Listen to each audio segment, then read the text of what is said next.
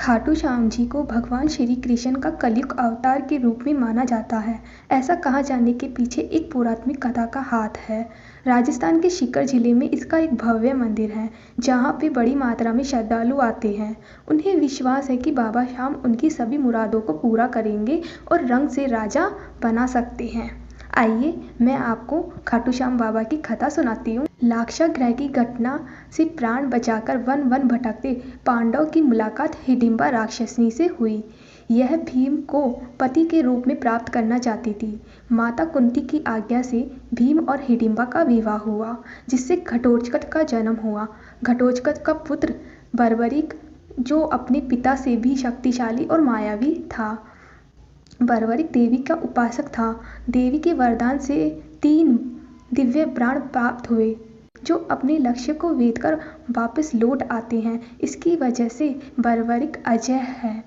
महाभारत के युद्ध के दौरान बर्बरिक युद्ध देखने की इच्छा के इरादे से कुरुक्षेत्र आए। श्री कृष्ण जानते थे कि अगर बर्बरिक युद्ध में शामिल हुए तो परिणाम पांडव के विरुद्ध होगा। बर्बरिक को रोकने के लिए श्री कृष्ण ने एक गरीब ब्राह्मण का भेष बनाकर बर्बरिक के सामने आए और अनजान बनते हुए श्री कृष्ण बर्बरिक से पूछते हैं, तुम कौन हो और कुरुक्षेत्र क्यों आए हो?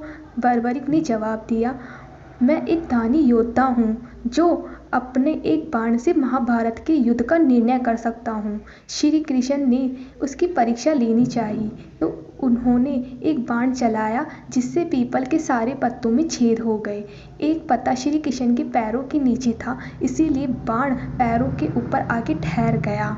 श्री कृष्ण ने बर्बरिक की क्षमता से हैरान थे और किसी भी तरह उसे युद्ध में भाग लेने से रोकना चाहते थे। इसके लिए श्री कृष्ण ने बर्बरिक से कहा कि तुम तो बड़े ही पराक्रमी हो, मुझ गरीब को क्या दान दे सकते हो? तो बर्बरिक ने जब दान में मांगने के लिए श्री कृष्ण से कहा, तो श्री कृष्ण ने कहा, बर्बरिक, मैं तुम्हारा शीश मांगता हूँ। बर्बरिक समझ गया कि यह ब्राह्मण नहीं कोई और है और अपना वास्तविक परिचय देने को कहा। श्री कृष्ण ने अपना वास्तविक परिचय दिया तो बर्बरिक को खुशी खुशी शीश दान देने में स्वीकार कर लिया। रात भर भजन पूजा कर फाल्गुन शुक्ला दशमी को स्नान करके बर्बरिक अपने हाथों से अपना शीश श्री कृष्ण को दान दिया।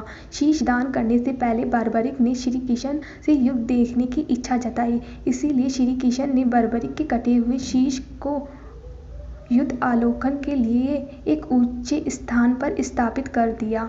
युद्ध में विजय प्राप्त होने के बाद पांडव विजय का श्रेय लेते हुए वाद विवाद कर रहे थे। तब श्री कृष्ण ने कहा कि इसका निर्णय बर्बरिक का शीश कर सकता है। बर्बरिक के शीश ने बताया, युद्ध में श्री कृष्ण का सुदर्शन चक्र चल रहा था, जिससे कटे हुए वृक्ष की तरह योद्धा रणभूमि में गिर रहे थे। द्रौपदी महाकाली के रूप में रक्तपान कर रही थी। श्री कृष्ण प्रसन्न होकर बर्बरिक के कटे सर को वरदान दिया कि तुम कलयुग में मेरे श्याम नाम से पूजनीय होंगे। तुम्हारे स्मरण मात्र से ही भक्तों का कल्याण होगा। धर्म अर्थ